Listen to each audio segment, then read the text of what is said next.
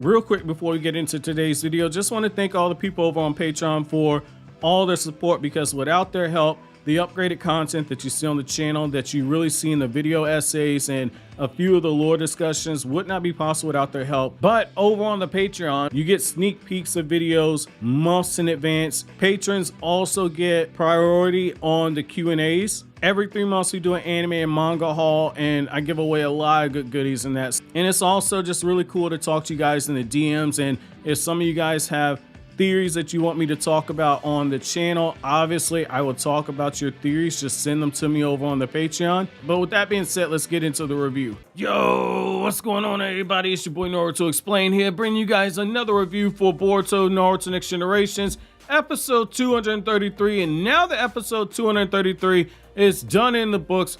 Man, do we got a lot to talk about, and we actually got quite a bit to talk about. So for those of you guys who only watch the anime or you only read the manga, there's going to be a few things where you're a little bit confused about some of the things and the character interactions that we've had. So we're going to clear up a few of those things first, and then we're going to get into the actual recap / review of the episode. So getting right into it, I think that one of the things that we really have to look at is there were two major things that really stood out. So you had the whole idea that the Land of Water has all these different terrorist groups inside of it, that they still have not come on board with the vision that Chojuro has for the village, and they still have not come on board with what the feudal lord of the Land of Water wants to do for the entire country. Now, if you were following along at my Sasuke Shinden the Teacher Star Pupil novel review, where I looked at key scenes of that novel, pretty much the whole novel, key scene by key scene, you are familiar with the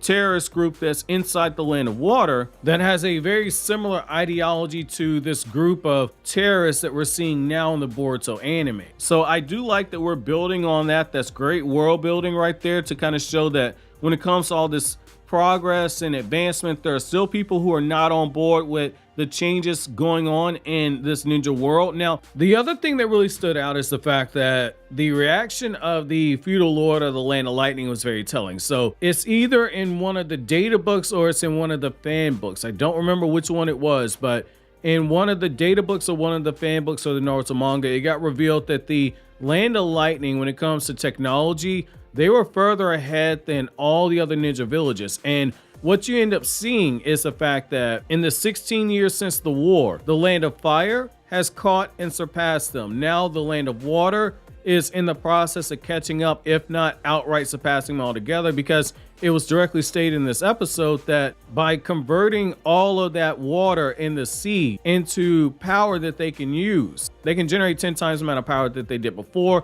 That's why you see the feudal lord of the Land of Lightning making faces, crossing his arms, and he's only smiling when he realizes people are watching him. And what I'm hoping is that they use this as an opportunity to potentially set up a future arc with the Land of Lightning and the Hidden Cloud Village, because that's the only village we haven't spent significant time in. Yes, we saw Sasuke fight Killer Bee in the Cloud Village, and we saw moments with the Raikage, and we saw Turtle Island, but we've never truly been in the village. Not in the way that we spent significant time in the Hidden Sand Village, in the Naruto manga around volume 28 or 29, or not in the way that we in the Boruto era have spent significant time in the Mist Village and significant time in the Stone Village. This would be a really good opportunity here for future conflict. So now that we got the catch-up portion out of the way, the episode itself is pretty simple and straightforward. So you have this moment where Naruto is officially making Kawaki a member of Team 7, and when Naruto does this, there are a few things that really stand out here. So the first thing is that they directly reference the Boruto manga. So you have the scene where Kawaki is looking up at the headband. He's like, I don't like the way this looks, and he just brings it down. That's straight out of the Boruto manga. The only difference is instead of us seeing that with the Uzumaki family watching as Kawaki puts on the headband, they do it in the Hokage office. And I'm okay with the change there. I think that that's completely fine. We've seen the Uzumaki family and Kawaki numerous times in the Boruto anime so far, so they didn't need to rehash that scene one-to-one. So this small change here, I'm totally fine with that. Now, the other thing is that I like how this episode also kind of goes out of its way to kind of highlight the fact that Kawaki is still human, because we still have people that do not understand the difference between androids and cyborgs. Kawaki is a cyborg, which means that he's a human being who still bleeds. And as this episode shows, he still has motion sickness issues, but his entire body is made up out of ninja tech, but he's still a human being at heart. And what the episode does is it has that line where Katasuke is like, man, I never would have thought that there's stuff that even Amato's technology couldn't cure, because it's like, fam, you making these super powerful cyborgs and Kawaki over here still getting motion sickness. What's going on, fam? I thought that was kind of funny to see that. And I also thought that, you know, you see Katasuke's inquisitive mind to where he's going through and he's looking at all the technology that's on display there, and the guy's totally geeking out, and it ends up being the reason why they get to that ceremony late. And that's where we start seeing the split and we see more of the world building. So what we end up seeing here is that when Katasuke goes to sit in the press conference and Boruto and Team 7 have to kind of stay on the outside, Boruto ends up in a situation where as he's walking around and he's checking out the surrounding area, he finds out that there are people who have been directly impacted by what we've seen with this huge production plant that they have in order to turn the seawater into electricity. And these people are protesting. It kind of goes back to a real world question, which is the greater advancement for a city more important than the lives of the people that are going to be impacted because of that need for advancement? For instance, say you own a piece of property that you've lived in for 10, 11, 12, 20 years. You've had your children grow up there, and because the municipality needs that property because it is growing and they want to put a business there, or they want to put a road through there, or they want to put a road through a majority of your property, is the impact that's going to have on your quality of life, or is the municipality forcing you to sell that property after they rezone it? Is it right that you have to change your life to accommodate the city? And based on this episode, the people protesting look like they are fishing people.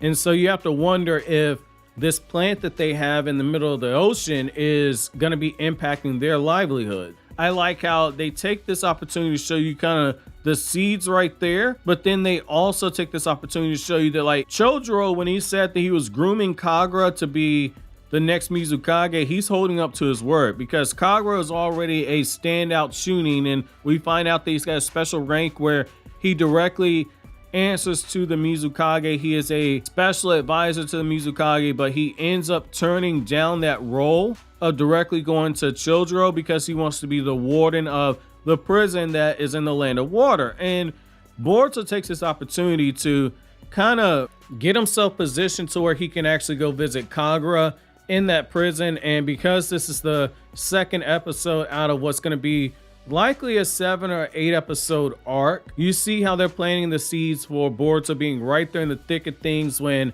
they begin that bust out of the prison for that pirate that they're holding in there. When Boruto gets there, we find out how much everything's changed. So not only do we have the situation where Katasuke lets it known, like, in the years since it's been since you've come here, the past 3 years, we've seen as the land of water has upgraded its technology. But we also have the situation where the 7 Ninja Swords of the Mist that did this rebellion, they're setting things up for the third act of Kagura's character arcs. And the way that they did that is they made it known that Shizuma ended up escaping, and he took 2 other members of the 7 Ninja Swords of the Mist with him. And you have 3 members who have stayed back willingly in that facility. And Kagura makes it known, like, yeah, you know, technology's cool, economic advancement's cool, but if we're really truly going to catch up to the land of fire, we're going to have to be in a situation where we ourselves begin developing our people and nurturing our people. And that starts with him not turning his back on the 3 members of the 7 Ninja Swords of the Mist who are there, because he can see that there is still some good in their hearts. And so the way that that works is, with Kagura's character arc, what's going to end up wrapping up for him is he's going to form his version of the 7 Ninja Swords of the Mist. And you're probably going to see another third arc with the Land of Water, where you have Shizuma with his variation of the 7 Ninja Swords of the Mist, and then you're going to have Kagura with his variation of the 7 Ninja Swords of the Mist, and that reconciliation that goes on after the fact. that's going to be his final step that he takes before he becomes a Mizukage. It's actually brilliant writing, because when you look at it, his character arc's going in